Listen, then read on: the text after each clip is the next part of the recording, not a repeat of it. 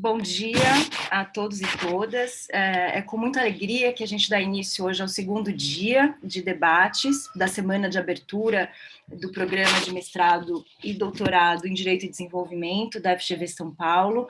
Gostaria de cumprimentar e agradecer os membros dessa mesa, David Trubek, Helena Alviar, Oscar Vilhena, Raquel Pimenta e Fábio Sais Silva.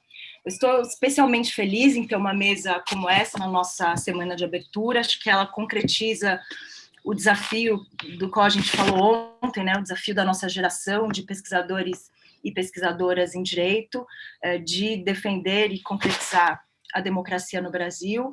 Ela também representa a nossa vocação de fazer isso pela pesquisa e pelo debate acadêmico. Ela é uma mesa ligada a um projeto específico da escola, que envolve uma rede de pesquisadores de acadêmicos do Norte e do Sul global, dedicados a pensar comparativamente os desafios ao Estado de Direito e à democracia no mundo. O professor Trubek vai vai apresentar rapidamente o projeto, em seguida eu vou passar a palavra para as falas de Helena, Oscar e Raquel, e ao final o Fábio vai fazer um comentário, as três apresentações, cada um vai ter 15 minutos. Tenho que avisar que a gente vai ter uma sessão de perguntas ao final, então, por favor, durante as falas, vocês já podem encaminhar as perguntas pelo Slido, que é uma plataforma, que é um link que fica embaixo do canal do YouTube. Eu vou rapidamente apresentar os participantes e depois a gente vai passar a falar inglês, a mesa vai ser em inglês. Bom, Dave é professor decano emérito de Estudos Internacionais da Universidade de Wisconsin-Madison, é um dos fundadores do campo Law and Development, é autor de textos canônicos, os quais são lidos e relidos pelos nossos alunos nos nossos cursos. Teve uma atuação acadêmica profícua, fundou o Institute for Legal Studies da Universidade de Wisconsin, foi diretor do Madison International Institute, dirigiu o Center for World Affairs and the Global Economy, foi nos anos 70 assessor jurídico da missão da United States Agency for International Development no Brasil, e desde então tem mantido uma relação estreita com acadêmicos brasileiros, recebeu o prêmio Calvin da Law and Society, em 2002 foi condecorado com a Ordem das Palmas Acadêmicas pelo governo francês, em reconhecimento ao seu trabalho sobre globalização. Foi professor e pesquisador visitante de um sem número de renomadas instituições acadêmicas, e com muito orgulho é hoje Distinguished Global Senior Fellow da nossa escola. Helena Alviar é doutora em Direito pela Harvard Law School, foi diretora e professora titular da Faculdade de Direito da Universidade de Los Angeles, Colômbia, é atualmente professora da Sciences Po Law School, em Paris, foi professora visitante em diversas universidades da América Latina, Europa, Estados Unidos, incluindo Harvard Law School, Universidade da Pensilvânia, Torino, Miami, Porto Rico e Wisconsin. É uma grande inspiração para quem está no campo do direito e desenvolvimento, faz pesquisas sobre igualdade de gênero, direitos sociais e econômicos, direito de propriedade. Um dos seus livros, Feminismo e Crítica Jurídica, escrito com Isabel Jaramillo, eu digo que é uma espécie de bíblia para mim, e é um dos primeiros livros, dos primeiros trabalhos sobre teoria feminista do direito na América Latina. Recentemente coeditou o livro Authoritarian Constitutionalism, que é o tema dessa mesa, e com muito orgulho também anuncio que Helena Alviar é uma Senior Global Fellow da nossa escola. Oscar Vilhena dispensa apresentações, mas como a gente tem muitos novatos nessa mesa, a semana de abertura do programa, eu vou apresentá-lo também. É o diretor da nossa escola, tem mestrado em Direito pela Universidade de Colômbia, mestrado e doutorado em Ciência Política pela USP, pós-doutorado pelo Centro de Estudos Brasileiros da Universidade de Oxford, tem uma longa trajetória acadêmica no campo dos direitos humanos e do direito constitucional, participa ativamente de várias organizações da sociedade civil, foi diretor executivo do ILANUD, secretário executivo da Comissão Teotônio Vilela, consultor jurídico do Núcleo de Estudos da Violência da USP, fundador e diretor da Organização Conectas Direitos Humanos, do Instituto Pro Bono e da Liga Global de Escolas em Direito. É membro do Conselho do Programa de Direitos Humanos da Open Society Foundation, assim como membro fundador da Comissão ANES de Direitos Humanos, criada para monitorar graves abusos aos direitos humanos e à democracia no Brasil. Raquel de Matos Pimenta é graduada, mestre e doutora pela Faculdade de Direito da USP, foi pesquisadora visitante da SENSPO, de Yale e da Universidade de Georgetown, foi pós-doutoranda no ano de 2020 no programa Global Fellow da nossa escola e acaba de integrar o corpo de professores do nosso programa de mestrado e doutorado, pelo que estamos muito felizes. Fábio de Sais Silva é bacharel pela Universidade de São Paulo, mestre pela Faculdade de Direito da UNB, tem doutorado em Direito, Política e Sociedade pela Northwestern University, atualmente é professor da University de Oklahoma, onde também codirige o Centro de Estudos do Brasil, atuou no Ministério da Justiça e no IPEA, prestou consultoria a organismos internacionais como o PNUD e Unesco, é membro do Comitê Executivo da Brazilian Studies Association e foi recentemente eleito trustee da Law and Society Association. Bom, eu vou fazer um breve disclaimer, em seguida passo a palavra para o Trubek. As manifestações expressas por integrantes dos quadros da Fundação Getúlio Vargas e por convidados que participam dos eventos e transmissões online representam exclusivamente as opiniões de seus autores e não necessariamente a posição institucional da FGV. Reiteramos também que todos aqui presentes concordaram em participar desse evento de forma espontânea e, com isso, autorizam o uso da sua imagem para essa transmissão, que ficará disponível posteriormente nos canais oficiais da FGV. Okay, so now we'll turn to English, and I give the floor to David.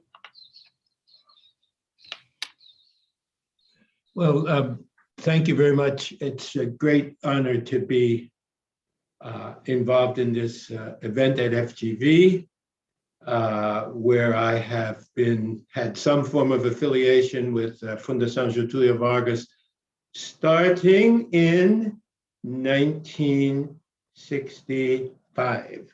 So that's a few years ago, and I worked in the Getúlio Vargas Foundation in Rio in the 60s, and had some further contact in the 70s, and then picked up again in 2000 when the school here in São Paulo and the one in Rio were getting started. So it's great, and one of the positive things is that this was the shortest trip to Brazil I've ever taken. So at least I didn't have to get on an airplane, which in some ways is nice. On the other hand, it's not so great. Okay, so this project, we're going to talk about, we call it PAL, or the Project on Autocratic Legalism, and it's a project that started about a year ago, a little more than about a year and a half ago, and it started with a group of people from Brazil and has now expanded beyond to embrace other countries, as well as scholars from many, many places. PAL is called the Project on Autocratic Legalism. For those of you who are not familiar, you may say, what is autocratic legalism? We were going to learn what that means today. The topic really is about how democracies die. How do democracies die? Well, there's the old way. It's not old because you can read about it in the papers today, but it's the old way that used to be done. And you've seen this movie. We've all seen this movie. The military, usually the military, declare that they are taking control. Tanks are in the streets, purges and mass arrests go on. The media is closed down or completely controlled by the government. Constitutions are basically bypassed, overturned. Laws protecting civil rights, human rights, whatever, are either just ignored or changed, and the courts are closed. Elections canceled, the tanks stay in the street. That's the old style. Now, it's not so old. If you read about Myanmar, that seems to be what's happening right now. And of course, in Brazil, if you can go back half a century, as I can, it happened right there. But there's a new approach to creating autocratic rule. It's a little bit subtler, it's a little bit slower, but in some ways more effective. And that's when elected leaders subvert the legal and constitutional institutions in ways that protect their continued power and dismantle democratic freedoms and protections. This is called autocratic legalism. That's what the term is meant to describe, this new style of approach to constructing an autocratic regime. It starts from the inside as opposed from the outside, and is more gradual. And there aren't necessarily tanks in the streets, but the results at the end are rather similar. So this project studies that phenomenon, studies autocratic legalism. It's a term that was coined, I believe, by Javier Corrales, he's a political scientist at Amherst College, to describe Venezuela, and was picked up and developed by a political scientist at Princeton named Kim Lane Shepley, whose work particularly has inspired this project. Indeed, the project really started at a meeting of the American-based Law and Society Association in 2019, when Professor Shepley gave a speech on autocratic legalism. There were a very large contingent of Brazilian scholars, including several FGV professors who were there. And at the same time, Dean Vilhena was writing about autocratic legalism in A Folha. And somehow we all, and I was there, and we all got together and said, we have to do something to study this in Brazil and elsewhere. The project was created. We got awarded, we were approved as what's called an international research collaborative by Law and Society, which allowed us to reach out to colleagues in India and South Africa. So now the project is not just Brazil, but also studies India and South Africa. And we enlisted a number of global experts who have written about this phenomenon in many countries and from many countries. And Professor Alviar is one of our panel of experts. There are several others, including Professor Shepley and others. So that's the project. We are about to produce a book on autocratic legalism in Brazil. That will be produced during the course of this year. The studies are already well along, and there will be a further project comparing Brazil, South Africa, and India to continue over the next year or two. So that's the project, and you're going to hear about the ideas as we go into the main part of the presentation. Thank you so much, Dave. Now we'll go for the three presentations. Helena, the floor is yours, please. Thank you very much. So thank you. Too bad I'm not in Sao Paulo. I was thinking about this morning. As you know, a place I love. I've been linked to FGV for a very long time, and I absolutely love the people who work there. My son was an exchange student there. He was reminding me about it yesterday. I want to thank Martha for her generous introduction. And I'm very grateful to be surrounded by academics that I love and admire in this panel.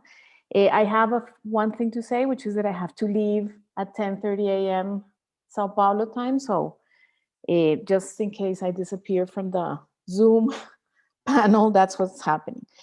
So I have been thinking about this for a very long time, I guess not as long as Professor Sheppel, but I have been thinking about this for some time. And so what I'm going to do is that I'm going to talk about three themes that I have worked on and that I see as the form that challenges the rule of law, the form of how democracies die, to put it in the words of Professor David Trubek. So I'm going to talk about the legal architecture of populism on the path to authoritarianism, when neoliberalism is excluded from democratic debates, that's the second topic. And the third topic on which I've worked a little less on, but I know that Marta and I share this interest, which is the links between authoritarianism and patriarchy. And these are the risks of gender ideology. So the legal architecture of populism. My first comment would be that populism isn't lawless. Law is necessary in order to give the image of legitimacy, to provide a structure to interact and exchange, to solve conflicts, to adjudicate public resources, to distribute entitlements, to settle disputes over property, and provide social services, among many others. So this idea that populism is lawless is an idea that I try to undermine in my work.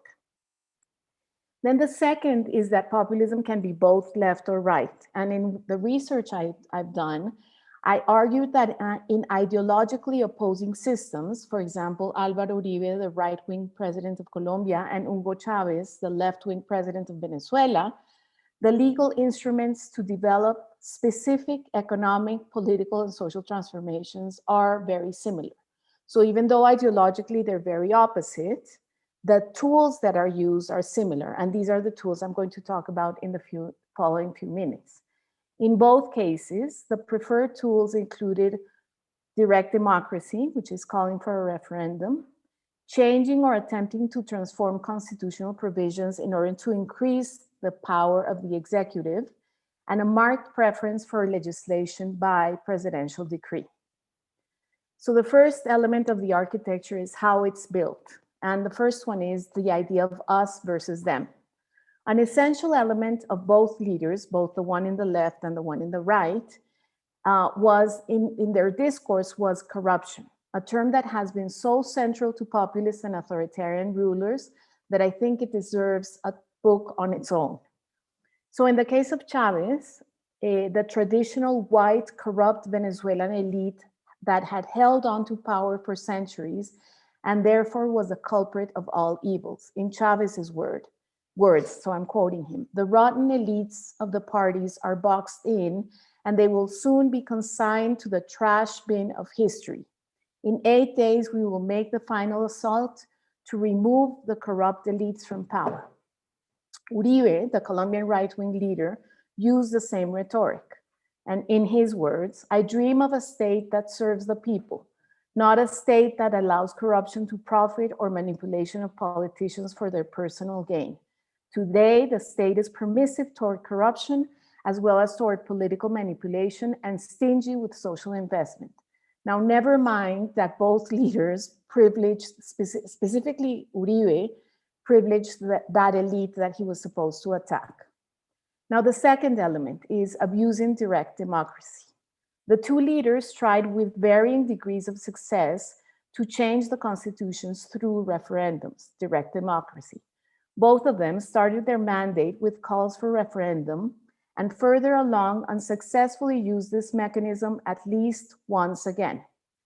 Chavez, for example, upon inauguration, promised a referendum to rewrite the constitution, and 7 years later sought to reform it once again in order, in his own words, to consolidate the socialist state. In the case of Uribe, one of his first acts in his first government, because as many of you may remember, he was there twice, was a referendum aimed at attacking what he considered bad political practices, politiquería and corruption, in 2003. The referendum had 19 questions that covered a range of topics, from a lifelong ban on the possibility of running for office for citizens found guilty of corruption, reducing the size of Congress, diminishing legislators' wages, placing a cap on pensions and salaries of Congress members, and a range of former government officials, as well as, and this is very important, freezing public spending for 2 years. It also included some odd provisions: the elimination of mandatory military service and the prohibition to cultivate, produce, distribute, carry, or sell drugs that led to addiction. Most of the articles in this referendum didn't reach the voting percentage needed. Then the third element of this architecture, so I've gone through the us versus them, the direct democracy, and the third one is ruling by executive decree. During his presidency, Chavez obtained 4 enabling laws in 1991, in 2000, in 2007, and in 2010. It is interesting to observe how this delegation evolved in terms of scope and length in time. The first one, in 1999, established very narrow subject and a term of 6 months. In 2000, the themes were broader and the period for which it was granted covered a year. In 2007 and 2010, the themes were all-encompassing and the period was extended to 18 months. This trend has only increased, so ruling by executive order has only increased in Venezuela. Since he took office in 2013, Nicolás Maduro has been granted 53 months to regulate under enabling laws. Now, in Uribe's case, he also had this type of ruling of overexpanding powers. He got them in 2002, twice in 2008, once in 2009. So these are the elements that I have unveiled that are related to the form of this authoritarian move. Then I'm going to talk about a different style that we should also be wary of, which is excluding economics from political debate. And this is what I did in the book that Marta mentioned about authoritarian constitutionalism, where I have a chapter about including neoliberal provisions in constitutions. In that chapter, I argue that in Latin America, including neoliberalism in constitutions, which effectively excludes them from political debate, in which parties can't really change these provisions, has gone through 2 waves. There was a first wave in which there were the inclusion in constitutions of articles that forced fiscal austerity. So for example, the Colombian constitution has an article like that. The Peruvian constitution has an article like that. A specific style of monetary policy, privatization, free trade, and the protection of private property at all costs. Specifically, this protection of private property, the Peruvian article, is really interesting. It is also a style of governance of measuring results, talking about rights in terms of numbers, rooted in entrepreneurial values such as competitiveness, self-interest, and decentralization. So this was the first wave. And one can look at many constitutions in the region that have had this first wave. The second wave, which I argue started in the 2000s, is consolidating the first wave and closing spaces even more of what was left open for political participation. So this, and I think that this is happening in many parts, is limiting previous consultation to indigenous groups and popular consultation for economic development projects, specifically, for example, linked to the mining industry. My last characteristic is, and the one that I've explored the less, but the one I'm more interested about right now, is the link between authoritarianism and patriarchy, which I call the risks of gender ideology. So for those of you who don't know, gender ideology is a theory designed by the right to argue that the family and the natural order of society are under attack after sexual and reproductive rights were recognized by the UN in the mid-1990s, and there were a lot of triumphs regarding these rights in many parts of the world, in Latin America specifically. It opposes both feminist and gay conquest, and it was developed by the Vatican, but now has many manifestations among diverse religious groups in the extreme right. Now, what is it that they're trying to reverse? The inclusion of the term gender and anything that opposes traditional societal and family values, including same-sex marriage, abortion, gender fluidity, and surrogacy, among others. Parallel with authoritarian neoliberalism, both gender ideology or the attack of gender ideology, and a authoritarian constitution, neoliberalism in the constitution, they're trying to exclude discussions about, so as neoliberalism is trying to exclude discussions about the economy by making them secure in the Constitution, this is trying to exclude discussions about women's role in society by excluding what they call as the gender ideology agenda. So why is all of this important? And I think the project that the Autocratic Legalism project is really interesting for many reasons. But from my perspective, what is important is that we have to be very alert to unveiling the uses and abuses of law by authoritarians. So it's not the first image that Professor Trubek was showing about the tanks on the streets, but actually now there's much more subtlety. And I think we have to be very attuned to understanding this subtlety. That's why I call it the legal architecture of populism. I think a second move that we have to be very aware of is foregrounding the economy. Sometimes we think that this is just about civil and political rights violations, but it's actually about a very specific economic agenda, about protecting capitalism, about protecting neoliberalism, and I think that that's also very important. And finally, linking patriarchy to authoritarianism, which I think also has a very economic content to it. It's not just about women's rights, it's also about a very specific economic agenda. So I'll leave it there, and thank you again very much for inviting me. Thank you so much, Helena, for this very inspiring speech. Oscar, it's over to you.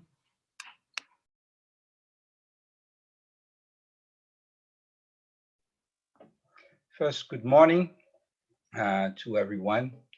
It is an immense pleasure to be here with good friends, as Helena mentioned. It is nice to start a project with people that you admire, that you have learned so much with, and that you get very happy when you meet them. So it's great to be with all of you here. David has always been a very good friend, not just a personal friend, but a friend of the school, and enthusiastic on this project. I really got surprised when we start to talk about autocratic legalism in many parts of the world, but specifically in Brazil, how excited David became and how much energy he has put on this project. So really, I admire this capacity of involving and putting energy in a project, and I'm very thank you for that. Also, it's nice to be here with Helena. We have been dialoguing for so many years, and I have learned so much with her. So it's a pleasure. And for the friends who are here, Marta, Raquel, and Fabio, it's wonderful. Without you, we would not be doing this. Without your intelligence and creativity, we would not be having this conference. So it's great. Let me just try to start by saying two things. One is how I see the Brazilian case in certain ways, in contrast with the Venezuelan and Colombia case that Helena just said. Not because the populism and the right wing in the case of Colombia do not match with the Brazilian experience. Is my idea here is to try to understand how this right-wing populism fits with the Brazilian constitutional architecture, and how this constitutional architecture could react to the Brazilian populist, right-wing populist that is Bolsonaro. And I think the relationship between the populism and the institutions are quite different in Brazil than in other words. So my chapter will focus on this distinction between the relationship of populism and institutions in Brazil. So that is the point. So let me try to share with you a little presentation. Okay, let me move here. All right. So there's a large name on it, which I don't like it, but perhaps I just put it as a kind of introduction to what I will say. First of all, my point is that Brazil has always had a very incomplete rule of law and a very incomplete democracy. And most of this incompleteness is based on a structural and profound inequality. So even though we transitioned to democracy 30 years ago, the fact that Brazil kept a very huge gap between those who are on the top and on the bottom of the social pyramid distorted the rule of law. And I have written about this and how the subversion of the rule of law was immersed in the Brazilian legal culture for all this 30 years of democracy. So in fact, for part of the population, autocratic legalism was always there in their daily life.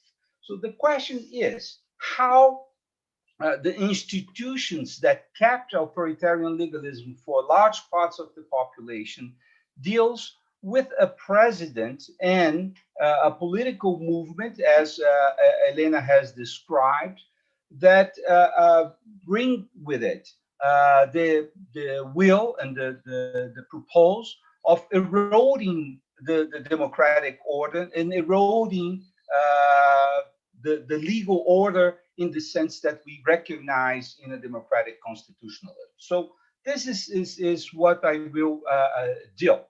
And my institutional approach to this issue is how this authoritarian legalism will confront a constitution that has been articulated after the authoritarian regime to resist to authoritarian cycles in the future. Because when we look at the Brazilian constitution very closely, we understand that in 1988, it built several instruments to resist to new authoritarian cycles. So the question is this: how authoritarian legalism relates to a constitution that has several mechanisms to protect it from authoritarian legalism? Well, first steps.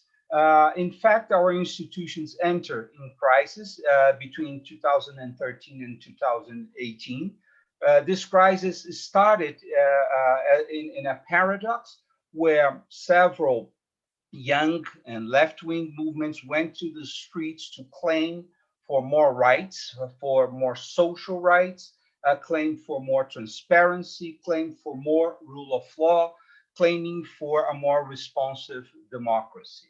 As we know, these large movementations in the streets destabilized, in some sense, the legal and the political establishment at that moment. It was a pretty progressive legal establishment, both at the federal level and in many municipal levels and even state levels, which opened a space for larger contestations, propelled by a large corruption investigation that started also in the end of 2013, called Lava Jato. So what we have seen from 2014 on was a shift on those who went to the streets, from young, even anarchical militants to very conservative militants claiming for the end of democracy, for remilitarization of Brazil. So it is in this environment that Bolsonaro envisioned a possibility of becoming president. So as in other classical populism movements to power, populism doesn't come from blue sky. Populism arrives when people distrust the legal system, when people distrust the political system, when there is a lot of insatisfaction. And in this case, since the insatisfaction and the whole social movement that went to the streets after 2015 were very antagonist to the government that was a left-wing government, it opened a space for a right-wing populist. Well, this right-wing populist, which is Bolsonaro, has never surprised the Brazilian society. He has been in the political system for the last 30 years. He was a captain in the army, so it's very alike what we had in Venezuela. He has been in Congress for many years. He represents far-right agendas in all terms, and, against feminism, against human rights, against the environment. So Bolsonaro, in some sense, has spoken what he thinks forever, and he was elected with this idea of getting off everything, and this means the political and the constitutional system created in 1988. He was an antagonist of the system since the beginning, and he ran a campaign against the Constitution, and he won the election against the Constitution.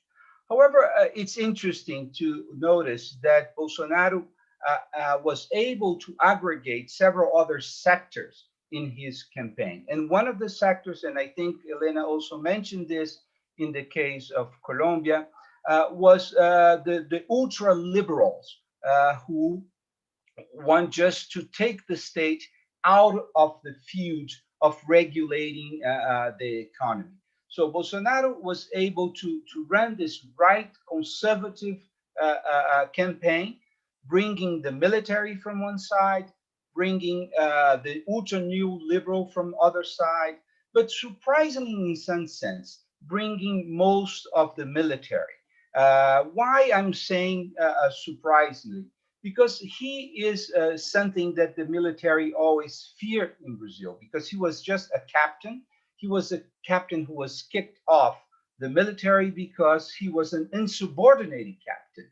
So in some sense, in aligning with him, the military tracked its own hierarchy and authority. So Bolsonaro was elected. However, he was elected without a coalition of political parties that would back his policies when in government. And then is where I start my institutional reading of this relationship. Brazil has built a very resilient constitutionalism in 1988. And this constitutional resilience is based on several bricks inserted in the Constitution. First, we have a bicameral Congress, we have a multi-party system, we have federalism, we have a very sophisticated and robust Bill of Rights. We have the strongest judicial review system that we could get. We have a flexible constitution, however, with a large set of unamendable constitutional clauses that basically protect the Bill of Rights, federation, separation of powers, and democracy. And our system is characterized by the idea of a presidential, coalitional presidentialism. That means even though you win the seat for the presidency, you have to build a large coalition. Just for you to have an idea, when Cardoso first was elected, he was able to govern with 3 to 4 political parties. When Dilma was impeached, she had 13 political parties on her coalition. So the problem is not just the magnitude and the fragmentation of the coalition, but also the heterogeneity of the coalition. So Dilma has to deal with right-wing partners and left-wing partners. Her vice president was one of the leading persons on the right-wing camp. So the idea is that to move the political system on, you need to have a large coalition, not just a large coalition on the ticket. And in this case, Bolsonaro was able to win without a large coalition on the ticket for presidency, but a large coalition in Congress. And Bolsonaro, in fact, wasn't able to build this large coalition in Congress in his first 2 years of government. And here, this paper that we are writing has several quantitative data that I will not present here, but I will just give you two informations that I think would be interesting for understanding the logic that we are following. We try to understand how successful Bolsonaro was in his first 2 years of government. And then we compare the level of legislative success of Bolsonaro and the former presidents.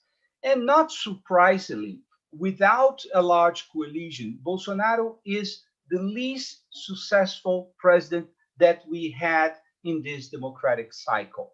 That is very interesting, that even he is the most hostile and aggressive president against the Constitution, he was the most unable and incapable president to hurt the Constitution. So here is where I try to make the distinction with several other cases, as Hungary, as Poland, as Venezuela, where the strategy of majoritarian populists was to subvert the Constitution, changing the basic rules of the democracy established by the Constitution.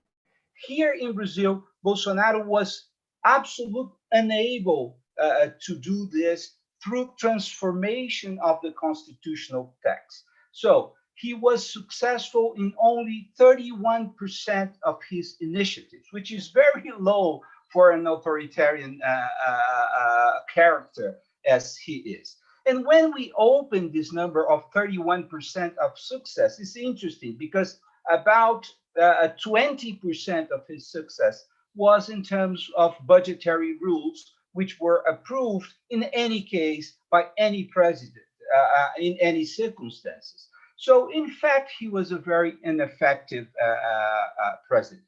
And here also it's interesting to see two other numbers that are not demonstrated here, which is the level of medidas provisórias or emergency decrees that he could. He was very unsuccessful on this in a level that is larger than the one I am showing here, and also his veto to legislation that was approved for Congress was broken by Congress afterwards. So he can be clearly considered a very, very unsuccessful president. So how he deals with this, and then comes our chapter of authoritarian legalism in Brazil. Basically, what he does is work through decrees. So under legal instruments, could be executive orders in the US, but in Brazil it's regulative decrees. So he has produced more decrees than Dilma. I'm always comparing the first 2 years of this presidency. And for those presidents who have been elected twice, I'm making a media between these 2 years. So in fact, the number of decrees is not that large, as it's not so discrepant from Cardoso. However, it's a much larger number than Cardoso used in terms of providing executive orders or decrees. So he abused of his executive prerogatives to overcome his incapacity to count with Congress to approve his measures. What are the nature of these acts that Bolsonaro used? Well, first, these executive orders or decrees. Second, is since he was not able to control the budgetary law, but he's able to control the expenditures on the budgetary law. So he creates constraints in most of agencies that are responsible for implementing rights which rights that he is acting against it. So one of his strategy is to strangle the budget in areas that he considered progressive. Second, and I didn't find the right word to use here. It's not just inadequate nomination, but nominations that are in absolute opposition with the mission of the agents that he's appointing for. So he appoints a racist to run the foundation that deals with racial discrimination. He appoints someone who's against the environment to control the environmental agencies. He now just appoints two military to control the anti-torture committee. So one thing, when we add, so his decrees mostly are concentrated in changing the competences and attributions of agencies that are related with his far-right agency. Then he strangled the budget. Then he appoints inadequate persons to run it. And through this bureaucratic reconstruction, he tries to immobilize the agents that are responsible to the implementation of the constitutional rights that he is not able to reform through Congress. And then comes a final act that put all this architecture together, which is what we are calling para-institutional act, which are in fact orders, executive orders, that he gives not through the institutional channels. So they are very hard to control legally through the judiciary, because he uses the Twitter, he uses his public discourses, where he gives orders to those inadequate nominates who run the bureaucracy of how they should behave in regard of their legal responsibilities. I think the most characteristic case we got it here was in the moment that we were having the fires in the Amazon, and some of the environmental agencies were imprisoning people, were burning the machines were being used, which is in accordance with the law. And then he just provide orders that in my government, we will not do this. And then he removed the bureaucrats that were there at the environmental agencies. So this is how the architecture of subversion of the hierarchy of laws is run by this government in Brazil. So we didn't have the approval of any constitutional amendment that is really subvertive of the democratic system. We had one amendment being approved, which is the Social Security, the Social Welfare Amendment that was agreed before. Even at the Duma time, we had a project on this, and the Temers was the real responsible for putting this together. But besides this, there was not a change in the Constitution. There was not a change on ordinary law that we can say is a profound change.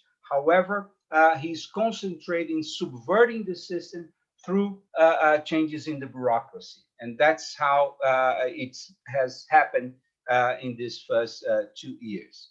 Well, he has a clear far-right agenda against the environment, against ordinary people and suspects of criminal activities. He has, as you all know, he's very connected with the violent groups in the police and the militias in Rio. He's also very connected with the arms industry, and he's promoting through decrees the erosion of the arms regulations in Brazil.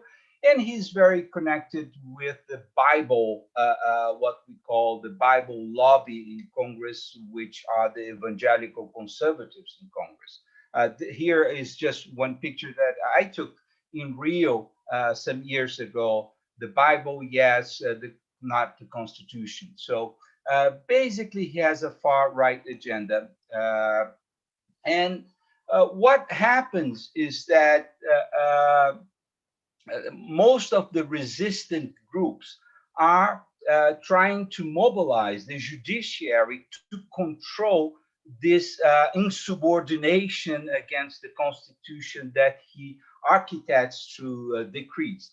And the level of responsibility of the Supreme Court has grown immensely in the last 2 years to control and to block most of Bolsonaro activities. However, the Supreme Court is obviously not in its strongest moment because it has emerged on the 2013-2018 political crisis and dilapidated some of its political capital. So what we have here is a Supreme Court that even it has immense powers, which is a triple competence as a constitutional court, as a court of last appeals, and as a court that is responsible to trial political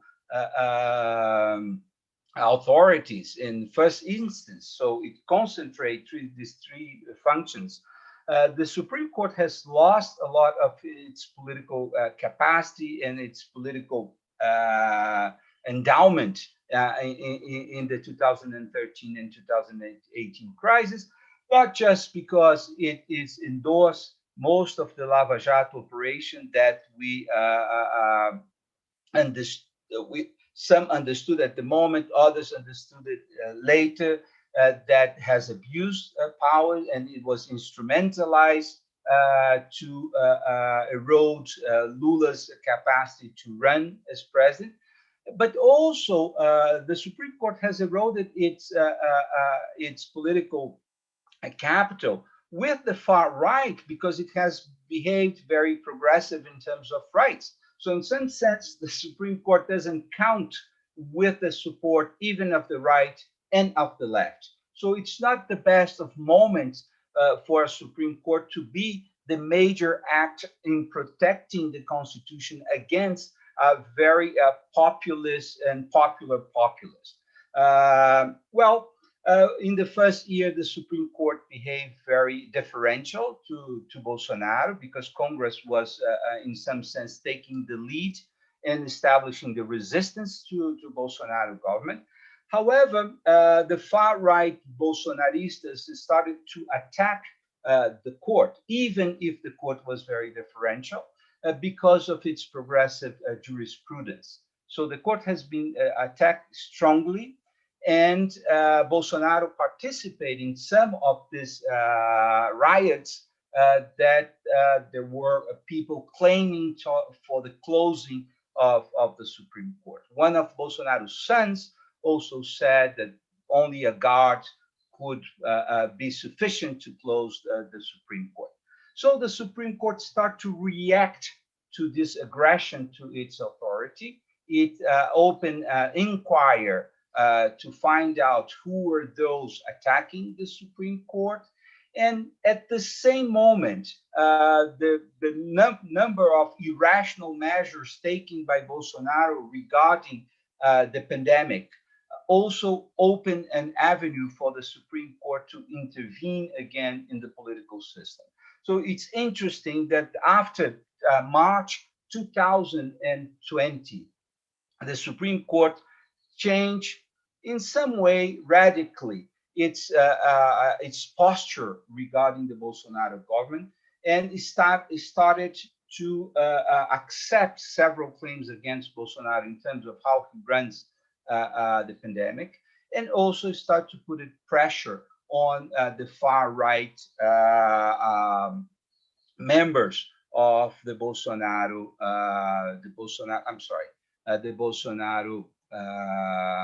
coalition. So I go to my last position, my last here.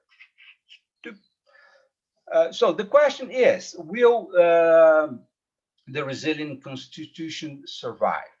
So what we really presencing here is a kind of institutional erosion. So this is the Brazilian version of autocratic populism. So it's different than what we have seen in Hungary. It's different of what we have seen in Venezuela. It's different of what we have seen in Turkey. It is a much subtle format by which what we are seeing is the neutralization of the capacity of several agencies to implement the Constitution and to implement its progressive side. Obviously, that the major part of this is the erosion of rights. So I will not take your time here to say that social rights is as part of the agenda of to be destruct as civil rights and environmental rights. But the social rights is the interesting aspect to show here without any shift, any change in the Constitution through budgetary clauses to some rules of access to justice. The Bolsonaro government is being able to neutralize several of the social rights. The third part of this architecture is militarization, and then it comes to be very close to what happened in Venezuela. The number of high-ranked militaries in the ministry as ministers and low-ranked military in several parts. And then there is a complexity here in Brazil, which are the military police, which are mostly aligned with Bolsonaro. So at this point, just to go to David, distinction between old format, coup d'etat, and authoritarian regimes and new formats, I think Bolsonaro is handling two avenues that he could opt in a certain moment. He's moving through a more traditional authoritarian legalism to the erosion of institutions. However, he keeps a door open if there is a necessity to involve the military directly in occupying power. So we had election for Congress in the last month. Election for Congress, not for the head of Congress. We have a new president of the lower chamber and the Senate. These new presidents are aligned with Bolsonaro. So there was an important shift here, because here after January, he has some possibility of gaining space at the legislative. We don't know exactly what will come out of this, if we will be much alike other authoritarian legalism that use Congress to subvert the system, or if Congress will keep resisting to what Bolsonaro is acting. We obviously are seeing a very vibrant civil society mobilized and working and using legal system. So here comes another interesting chapter of this research project, how society are using legal instruments to resist. We don't have the streets because of the pandemic, so we don't count with this side. We cannot measure exactly what is happening. And finally, even I put the military up there on my slide. There's obvious tension inside of the military between those who want to keep a more professionalized and try to resist Bolsonaro. So there is a strong tension, and we don't know who will win inside of the military. But this is something important on the equation.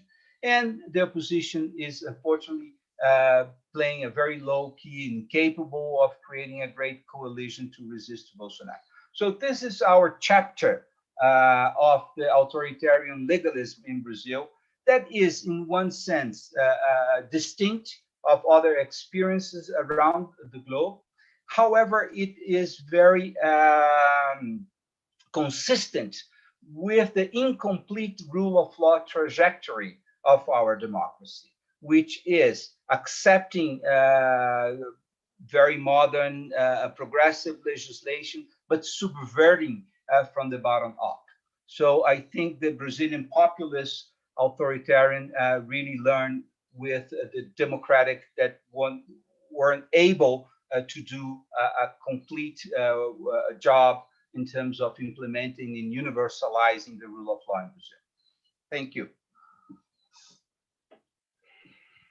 Thank you so much, Oscar. It was very illuminating and challenging for a Brazilian. I'll pass to Raquel now. I just want to remind you that if you have any question, please use the link, send us written via the link, the Slido. That's not the best way to have a debate, but that's what we have, so don't miss it. And now, Raquel, the floor is yours. Thank you. Thank you, Marta.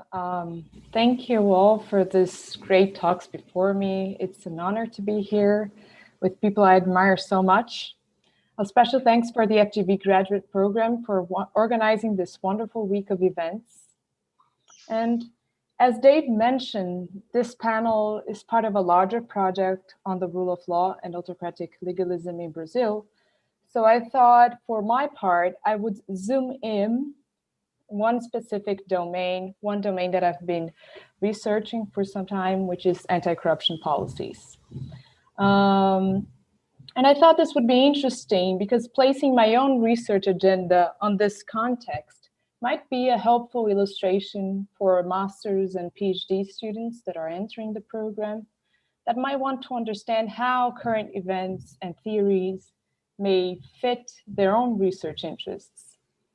So, anti-corruption policies are built primarily on the premise of holding the powerful to account.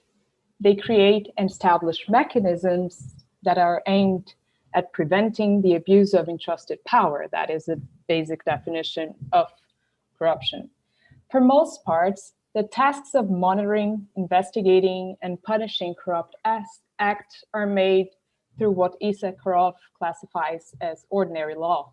Administrative, civil, and criminal instruments that establish rules of competence, liability, and sanctioning. King Shapley argues that what makes an autocratic legalist distinguishable is that his rise through power through the vote, but then a quote, concerted and sustained attack on institutions whose job is to check his actions or on the rules that hold him to account, unquote. In other words, attacks on horizontal accountability mechanisms are the copper test to identify autocrats. I recognize that anti-corruption policies are, of course, only a fraction of horizontal accountability mechanisms, but here I want to argue that the Brazilian anti-corruption policies in the context of autocratic legalisms suffer from a double crisis.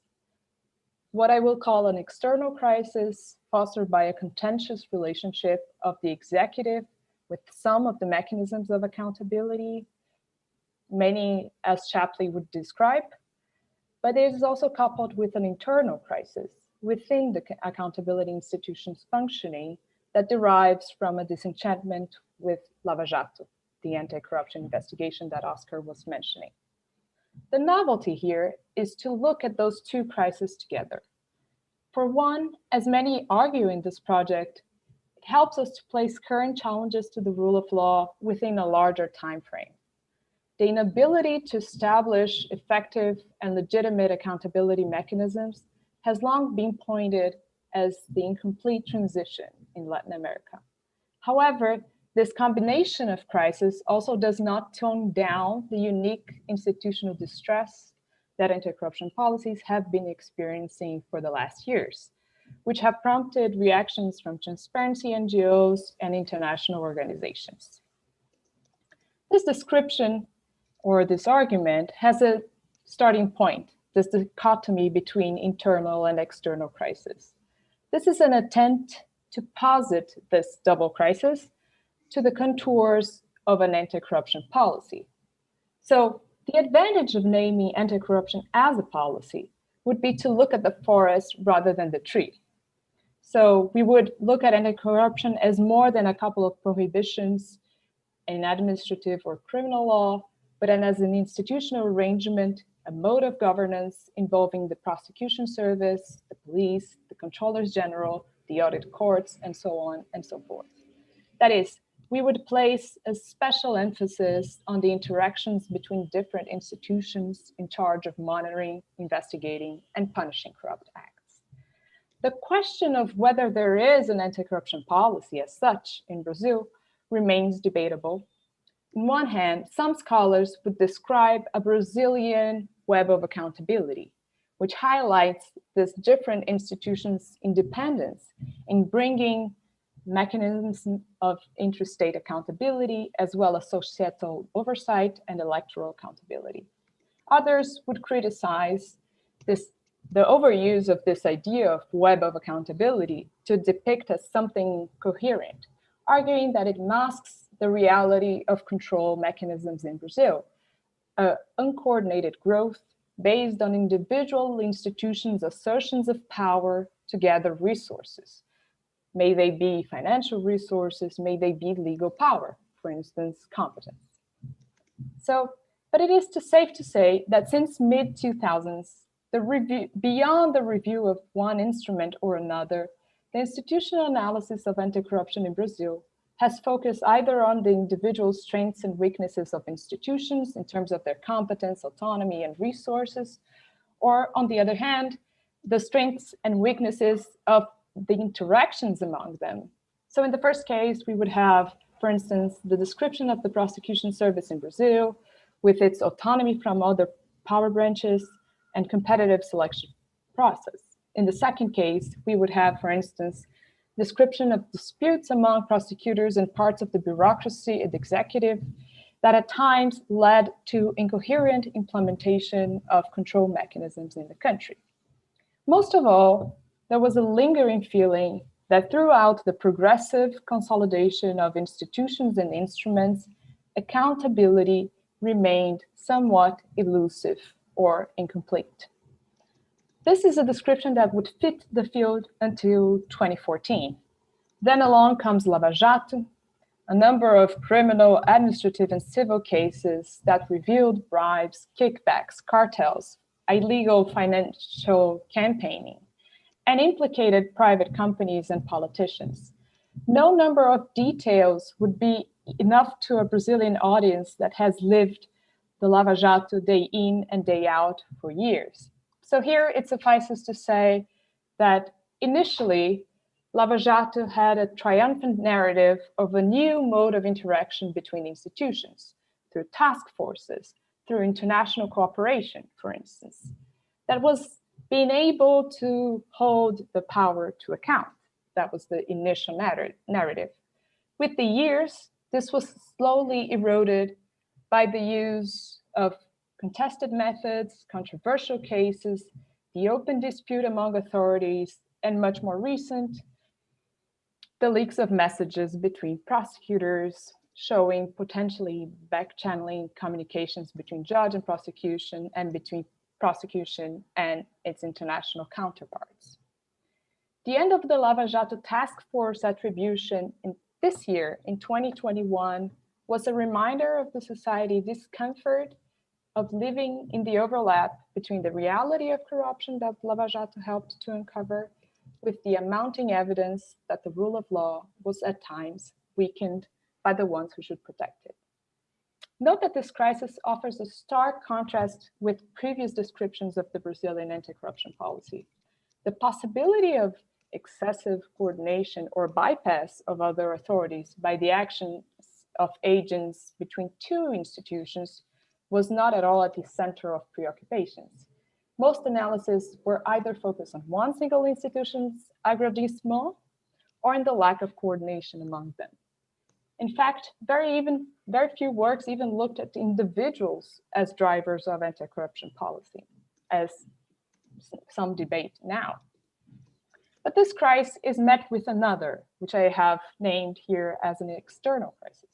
one that is not driven from within the domains of the anti-corruption policies, institutions, or methods of interaction, but on the relation between policy and politics. I'm mainly interested here on the current tensions between the apex of the executive power and the anti-corruption's inner functioning. So President Bolsonaro has been elected on an anti-corruption and anti-establishment wave that blazed through the 2018 elections. But his years in office so far have been marked by some setbacks on the anti-corruption front, mostly through the use of discretion that is legally attributable to the executive. I'm especially interested in, again, how this crisis affects the modes of interactions between institutions as a way of loosening the web of accountability. So this strategic use of discretion to lose the web of accountability may have different tactics. They may range from changing individuals at key posts responsible for cooperating and sharing information with other law enforcement, such as we have seen in the episode in the Federal Revenue Service, to changes in the internal decrease of institutions by the executive orders, as we have seen in the Financial Intelligence Unit. However, no other use of discretion has been as meaningful as the president's decision to break away with an informal tradition of choosing the prosecutors general from a short-listed names picked by the prosecution service themselves. So since 2003, presidents picked a name from this short list presented by prosecutors. This was some guarantee that the prosecutor general would first attend to the interests of the prosecutors that had put him or her in the short list, rather than only serving the chief of the executive. The president's decision to break away with this practice was seen as weakening the prosecution office independence from the executive, which is particularly important given the attribution of the prosecutor general of investigating apex criminality, as Huck puts it. So this crisis also presents challenges to the larger literature on anti-corruption policy. Dependence of the peak of the institutions on the executive and legislative has been pointed before as a potential challenge. However, this distinction between use and abuse of discretion opens a new research topic that has not been fully assessed, while anti-corruption policy tends to see discretion in very suspicion light. Discretion, of course, is part of how governments do things, organize policies. So I guess we could discuss these two crises, this internal and external crisis, with much more details. But I wanted to close this small reflection, recognizing that while we're still at this influx, we have signs of erosion of anti-corruption policy's legitimacy, as well as signs of erosion of its capabilities. More importantly, those two modes of crisis support one another. The crisis of legitimacy allows for the erosion of capabilities to be less resisted. And our attention now within this domain should focus on mapping and critiquing this delicate interplay. So this is my small zoom in comment for the moment. Thank you so much, Raquel. Helena, I know you have to leave in some moments.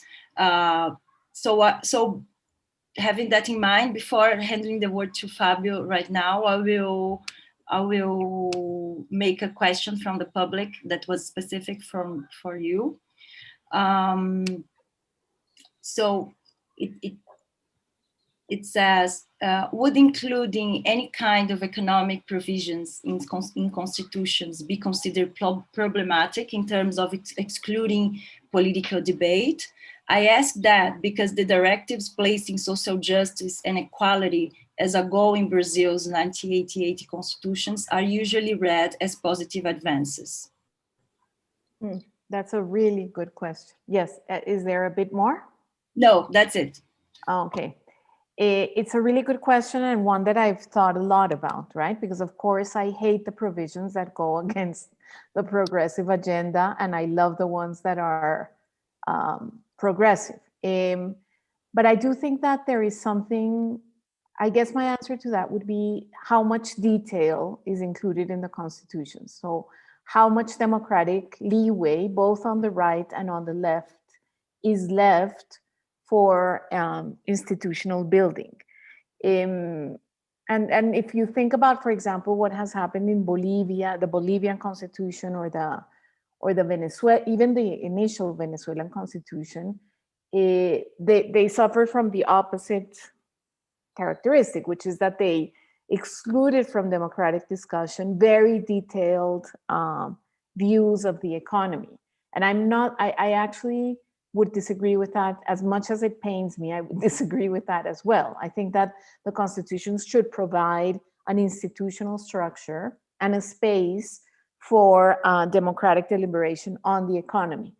I would just like to end with this, which is that I think that this debate that we've been having here, we cannot have without a debate about how democracy has changed, right? And where democracy is going, because democracy is much more than the rule of the majority, of course, and this is what has been proved recently. So I think that institutional setting plus a discussion about democracy and how to guarantee democracy that goes beyond the triumph of the majority, I think would be necessary. And that would be my answer, but that's a fabulous question. Thank you so much.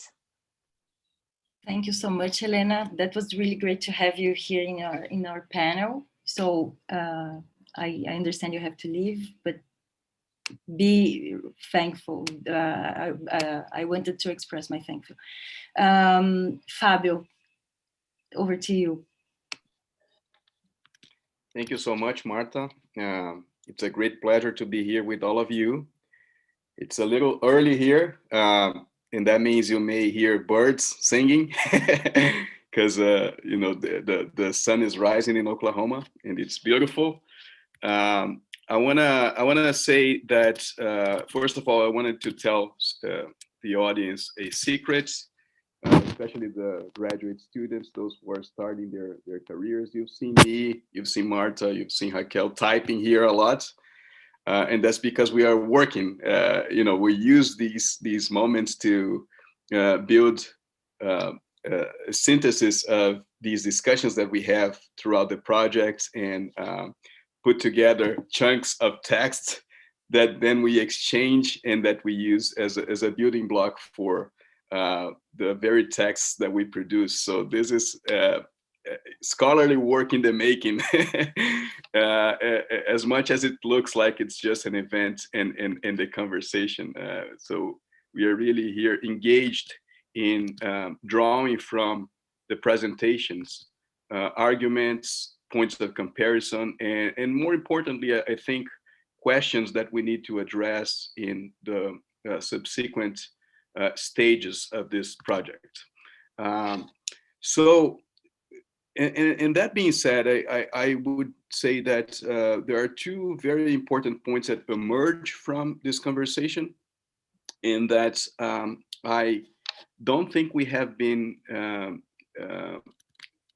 very proficient at dealing with them in our project. We're just starting to look at these issues.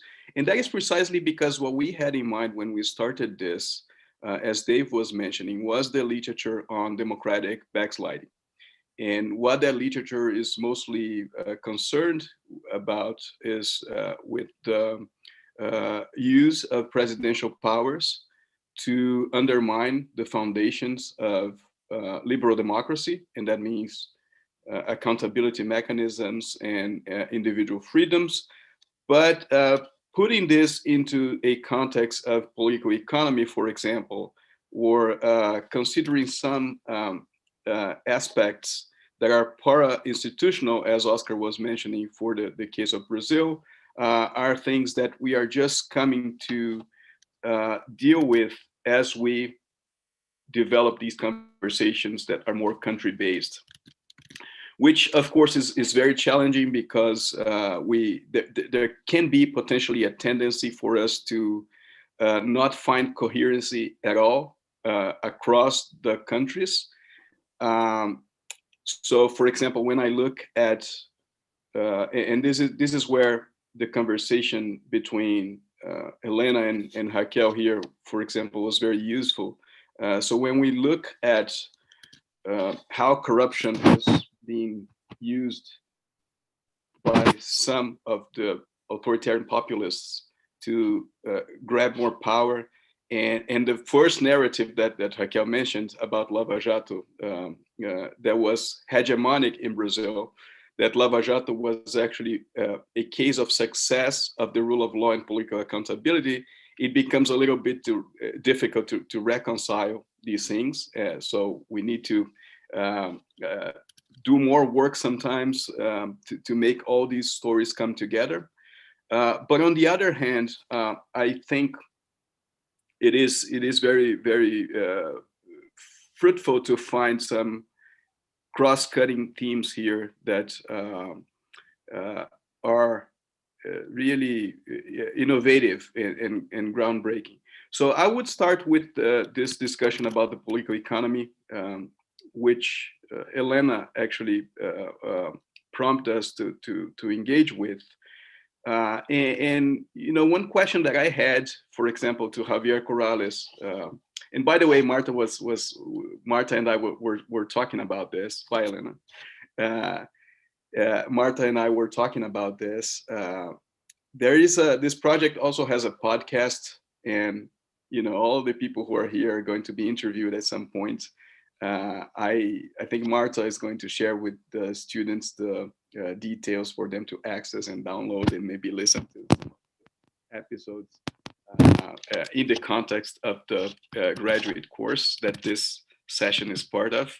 But one question that I had for Javier Corrales in the context of Venezuela, and that I think you know, connects to something that Helena was saying here, is how do we resist authoritarian populism, as she characterizes Uribe and Chavez, but do not foreclose avenues to reimagine politics and the economy. So for example, she mentions that both in Colombia and in Venezuela, the use of participatory democracy was a tool that these authoritarian populists used in order to increase their power, right? What I'm sometimes concerned with is that we, you know, by identifying this, that right, that we begin to reject at worst, but be suspicious at best of participatory democracy, which, as Oscar was mentioning, is one of the means of accountability that Brazil was able to successfully build, and that Bolsonaro is eroding, right? All this bureaucratic reconfiguration that Bolsonaro is undertaking in the case of Brazil is largely based on dismantling councils, dismantling ombudsman offices, dismantling these participatory mechanisms that enabled Brazilians to engage directly on governmental oversight. So this is something for us to have in mind when we look at these stories, right? To what extent do they reveal an intrinsic failure of some instruments, or, and here is the point that I wanted to make, to what extent do they reveal different uses that different kinds of leadership can make of certain instruments. And if we think that the latter is, you know, the more accurate story to tell, that means that leadership matters. That means that the character of these politicians is one of the variables that we have to look at. And another variable that I think that's emerging here is the importance of pacts, of agreements, bringing together important stakeholders in the civil society, the markets, and politics, institutional politics. It does seem to me that, both in the case of Venezuela, when we compare it to Brazil, for example, I understand that for some time, Brazil was able to carry on, to carry out a project of social democracy that have buy-in from the elites, as well as social movements and organized labor and so on. And it's only when that pact starts to crumble that we have the opportunity for a populist leadership to emerge, like Bolsonaro. So all of this is to say that I guess we need to add a political economy dimension to this debate, right? And to consider how these processes of, call it autocratic legalism, or as Helena says, the reconstruction of the legal architecture to support populist projects. All of this is embedded in a context and in disputes that are typical of political economy. And if we don't bring and mobilize the tools of political economy here, I don't think we can give a proper answer to these issues that we see in these inconsistencies that we seem to identify throughout the cases. The second point that I wanted to make, and this relates very much to what Oscar was saying, is that so he calls the attention to the para-institutional tactics that Bolsonaro uses. And I think that here this might be the main feature of Bolsonaro as a leader. The most distinguishing feature of his leadership, which is to pit the people against the media, right? And more importantly, democratic institutions. As Oscar was saying, what we see in Bolsonaro is attacks on Congress, on the Supreme Court, and even on the Brazilian Federation. I mean, if you look at what happened this past week, or what has happened in the COVID crisis, what Bolsonaro is doing is to shift the blame for the failures to fight the pandemic to governors and mayors, and to say that these mayors and governors have resources that they don't use to deal with the pandemic, and so on. And that suggests to me that the leadership model that Bolsonaro is kind of imitating here is that from Trump, which is, I don't find a better term to define this than a fascist leadership. And I think that we should engage with the literature about fascism. I was reading Jason Stanley's work, and he, the point that he's making there is that fascism is a way of doing politics that's based on. It might be related to what Helena is calling populism here, which is to pit the people against the elites. Claiming that the elites are unable to protect them from a certain threat, and perhaps the elites are the source of this threat.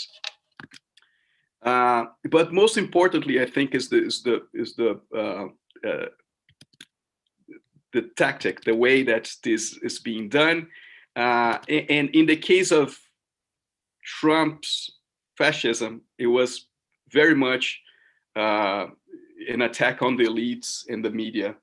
In the case of Bolsonaro, he also involves the democratic institutions very clearly and very deeply into this. And this is where I see that the biggest challenge to Brazilian democracy is, because we don't know what's going to happen if the democratic institutions continue to be under distress for the next 2 years. We don't know what's going to happen if in 2022 we have our own version of the Capitol invasion.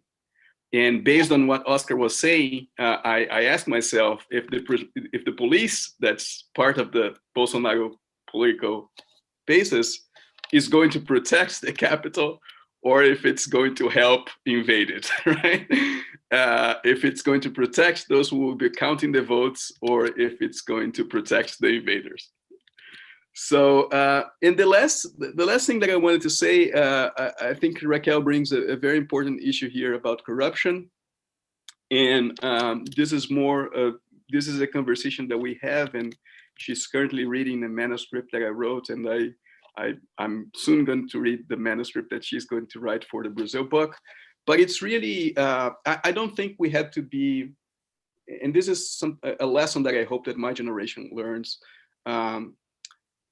It seems clear that corruption is, the mobilization of the discourse of corruption in Latin America tends to have very disruptive effects. And so it needs to be dealt with caution and care, and with this concern for institutional development. But more, beyond this, I think there is evidence that what Lava Jato did to Brazil was not just to violate some laws and commit some abuses. But, and this is again a point of provocation that I make, but it was really to lay out the cultural foundations for systemic abuses by those who have power and who are able to pit the people against elites, institutions, and so on. Because Lava Jato in part did this. This was the method of Lava Jato, and not behind the scenes, but very publicly done.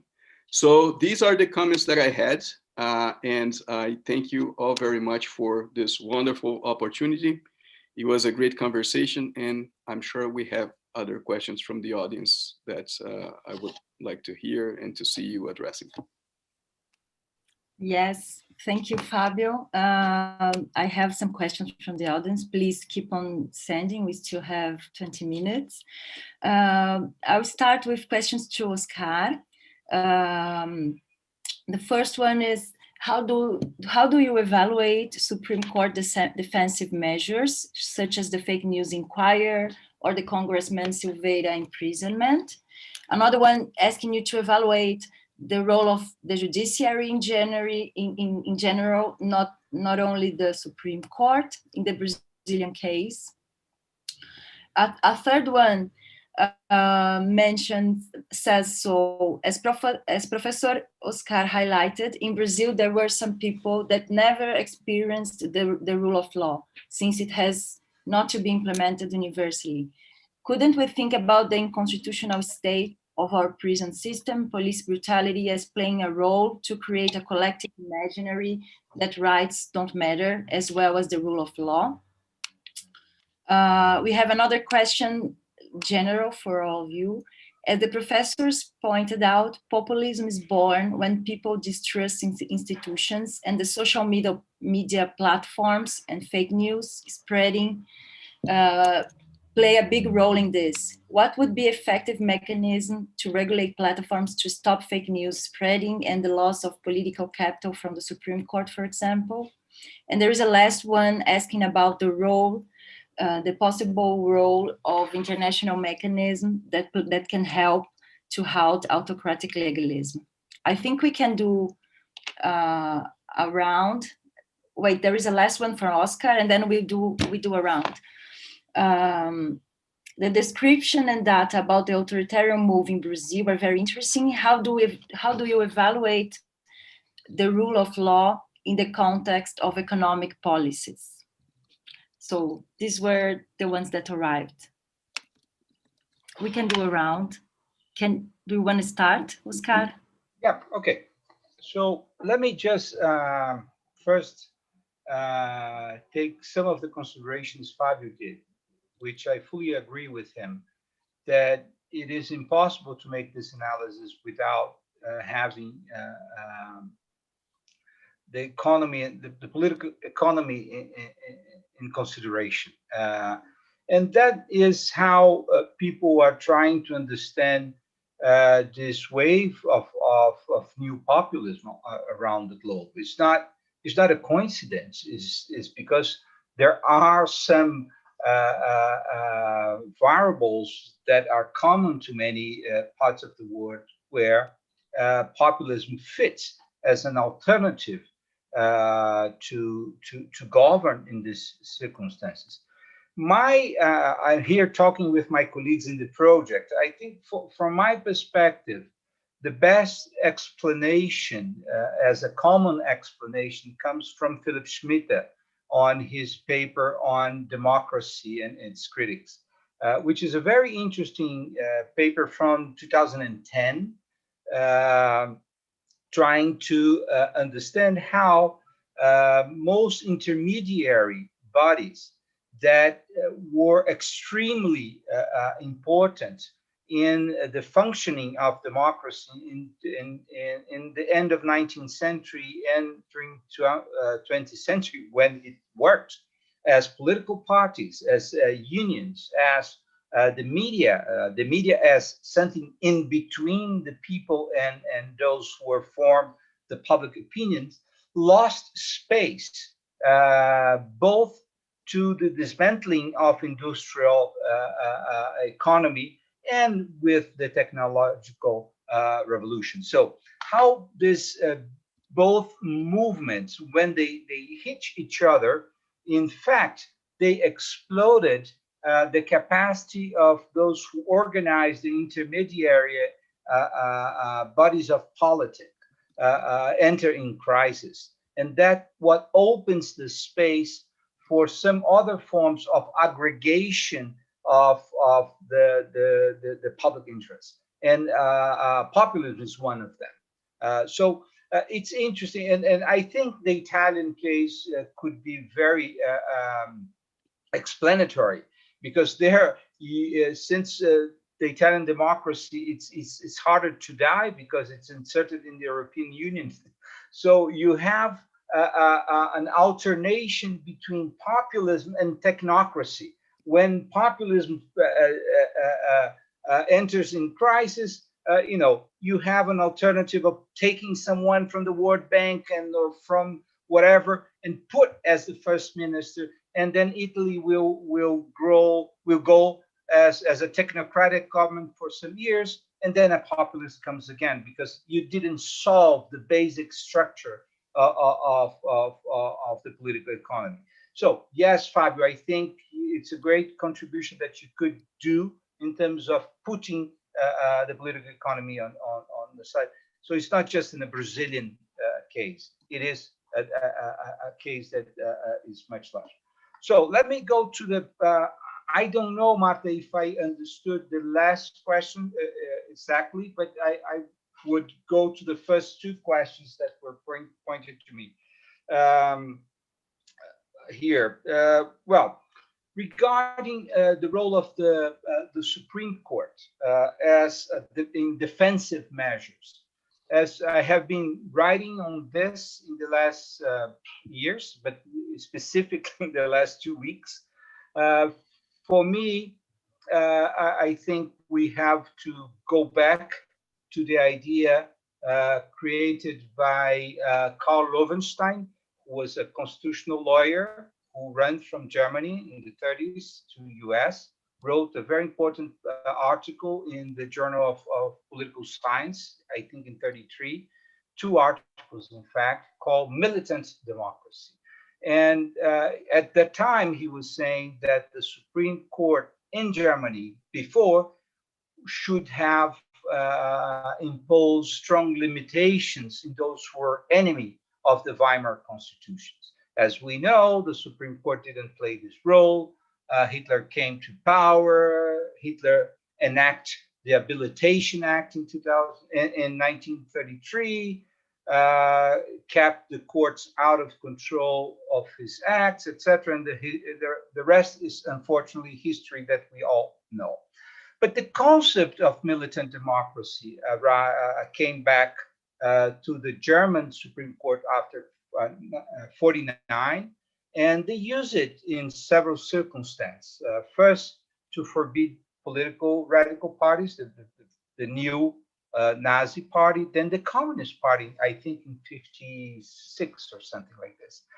They use several times to block freedom of expression in some sense, hideous speech, and also to allow some kind of unorthodox investigations of terrorist groups during the battles of the Baader Meinhof in the 70s. So yes, the court used heterodox interpretations of the Constitution to protect the Constitution from its enemies.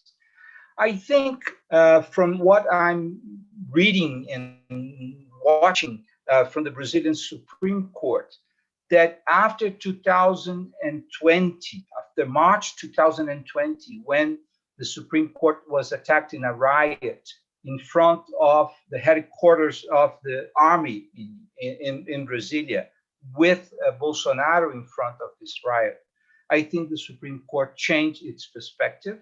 It is achieving unfamiliar level of collegiality. The Supreme Court has deciding unanimous on these attacks, and is using some tools that are really on the edge of legality to protect the constitutional system. So I think that is what we are watching. And the inquiry on fake news and aggressions to democracy, as you all know, the inquiry was created by the court itself, which is tremendously controversial, even though there is an article in the bylaws of the court that allows it. But we have to think, if the Attorney General's office has been co-opted by Bolsonaro, it's not functioning, it's not behaving in accordance with article of the Constitution that says that the Attorney General's office has the function to protect democracy. It's interesting, this. So we'll be without defense. And I think the Supreme Court has made a political bold movement in the last few months. It will have costs if the court cannot design it as an exceptional measures to protect democracy. This will have repercussions over the jurisprudence of other courts to control society.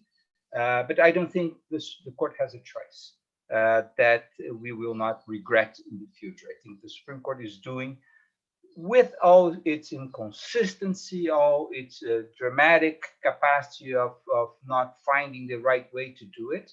However, I think the court is behaving in the proper way to protect democracy at this moment. So I think I respond.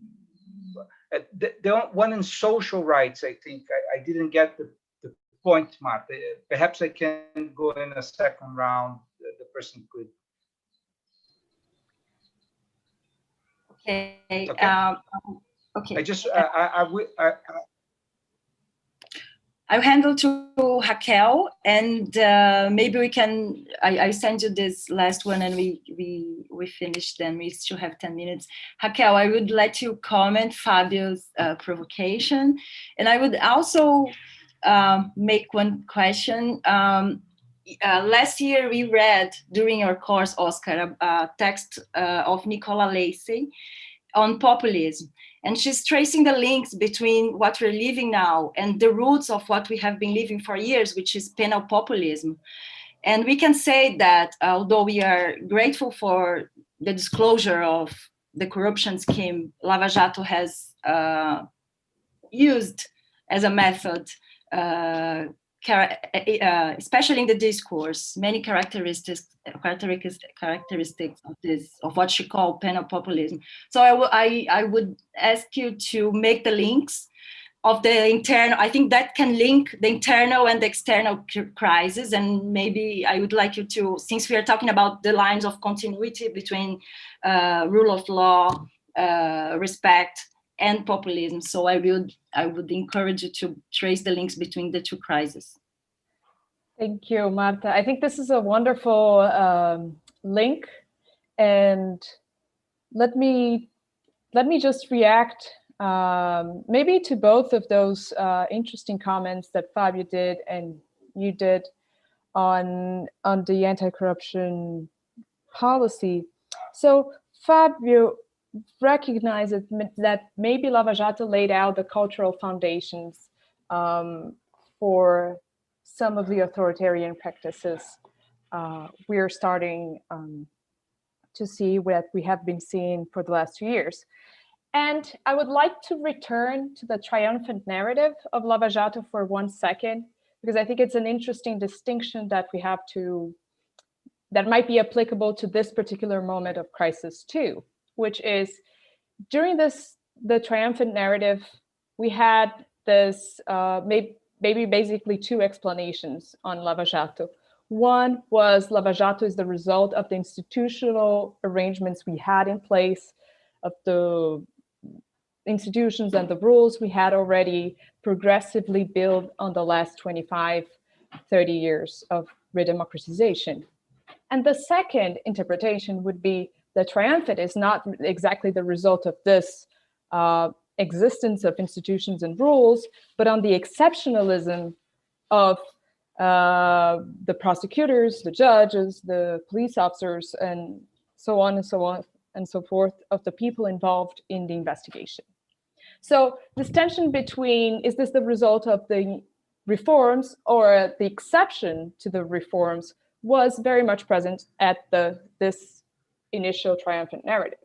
And I guess it will also be interesting to point out also in our own current reckoning of the events. That is, how much is this exceptional, the cultural foundation that Fabio points out, how much is it exceptional to the Lava Jato? Or how much is it more embedded in the legal profession in general, in the ethos of some of those institutions? And I think this is an interesting conversation that is it's a tension that is very much unsolved. And this is a dialogue we've been having, me and Fabio, for some time, and probably it will continue. And as for Marta's point on populism, I think on criminal or penal populism, I think also we could also have this discussion of how much it reflects the penal populism of the Brazilian system in general, and then especially used in white-collar crimes, or how much is it an exceptionality? I don't have this answer yet, but I think it's a very interesting distinction and conversation to have. And for sure, I adore this idea that it could bring together the two crises and how one feeds the other. And those are my comments. Oscar will come back, and then I will ask Dave to close.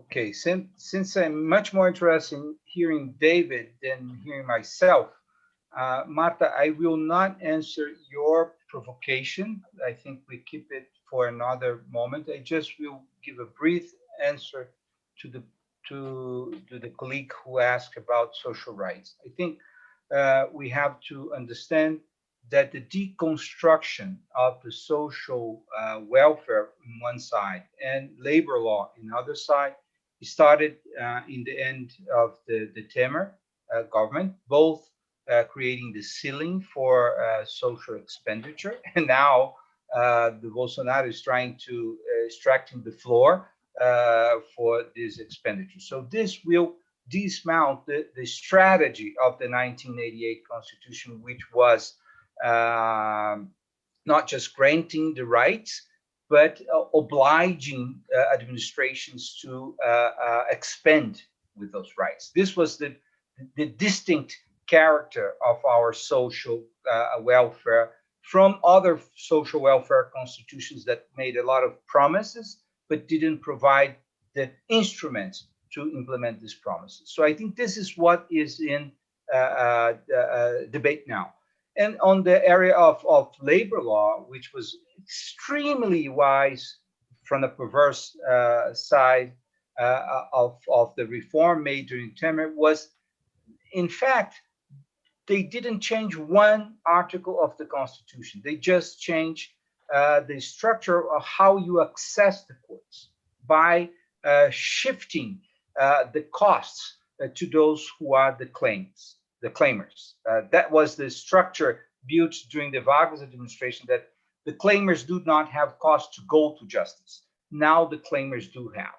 And that restricts 60%. There was a drop of 60% on the labor causes. It's immense. It was a fantastic way of extracting social rights from the people by not allowing them to go to justice.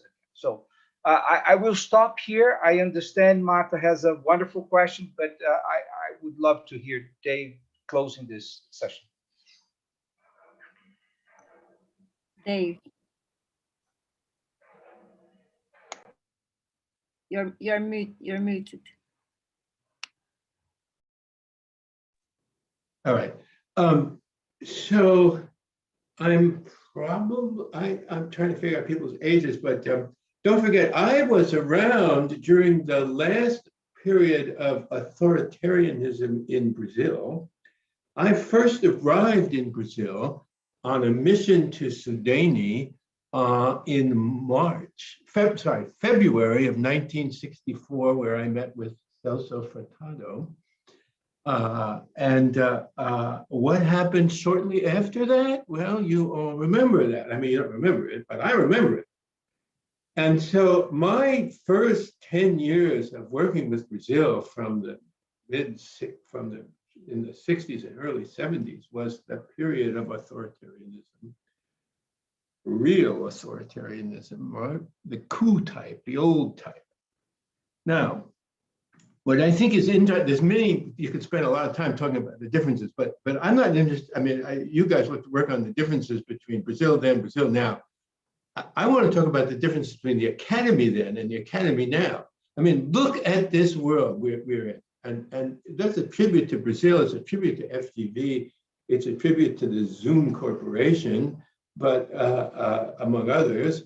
But here we have this conversation, which is international, where you're bringing, a well-known Colombian expert who actually is on a faculty in Paris, and we're all discussing this in a very open way, drawing on a very rich literature that you're all familiar with, right? A bunch of law professors in Brazil who are reading social scientists in Princeton or wherever. This is another world, and giving a kind of intellectual purchase and global awareness that in itself is a tremendous accomplishment. Whether it's going to sort out all the problems of Brazil, that's another question, but at least we're making, this is at another level of sophistication, complexity, understanding, and that seems to me to be a very positive thing about this event. And of course, the program which it is inaugurating, of which I'm familiar, the master's program, the graduate program, now the doctoral program, this is another historic achievement for a Brazilian academic world. So congratulations on getting there. That's number one. So number two, it seems to me that there's been a lot of talk about three things. So the first is something called populism. The second is something called neoliberalism. And the third is something called autocracy or autocratic rule. And I'm not sure that we've sorted out the relationship between these three things. In fact, it seems to me a great puzzle.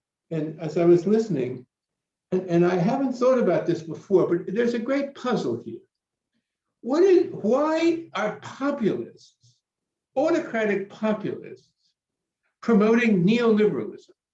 neoliberalism is a way of making it impossible or difficult to manipulate the economy to help the largest number of people. Now, it's based on the theory that by not allowing you to manipulate the economy, you actually benefit the largest number of people, but the largest number of people don't believe that. So insulating the economy from public and political activity seems like a strange kind of populism to me. So what is the relationship, and why is it something that autocrats want to do? I don't think that we've figured out these relationships. One theory, and I know we don't have much time, is that autocrats are totally cynical, that they don't give a damn about the people.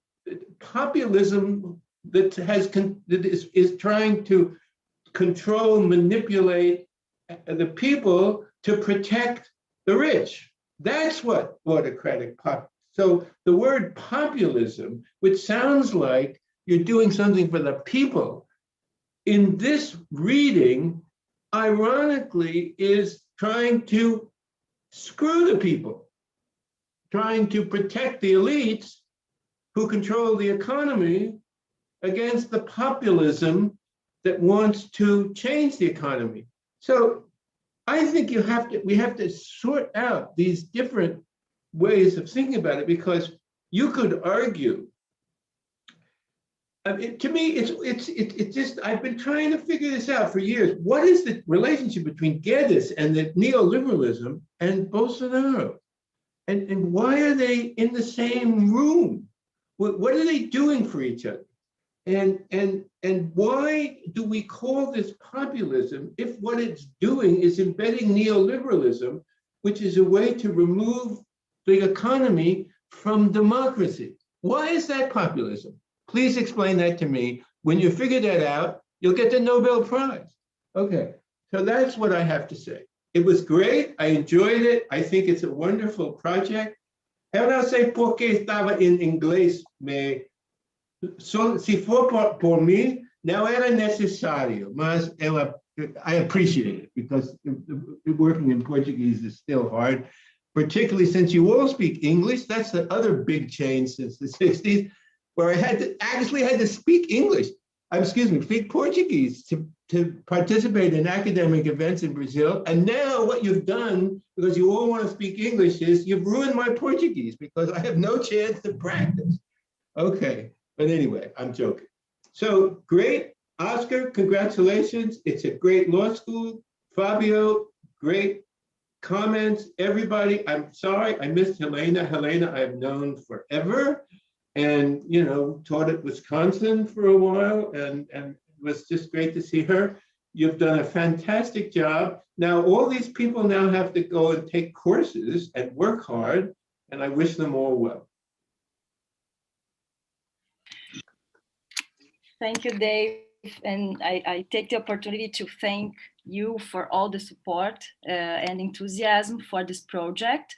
I want to say that this conversation is just beginning, and we are having right now, after this public session, we'll have a closed session where we will describe more closely the project and who would be interested in joining the project is welcome. And yeah, we will probably come back with more research results and with more reflection and hopefully in a better moment of our democracy to discuss publicly the project. I would like to thank you so much, Oscar, Fabio, Raquel, and Dave for this really inspiring session. And I would like to say that at 2:00, we will have another session anti-discriminatory law, where you have Adilson Moreira talking about his new book, and Professor Dimitri, Thiago Amparo, and Alessandra Benedito from our law school will comment on the book. Thank you all for the audience. Obrigado, abraço. Tchau, tchau. Ciao. Ciao. Obrigado, Marta. Obrigada, gente.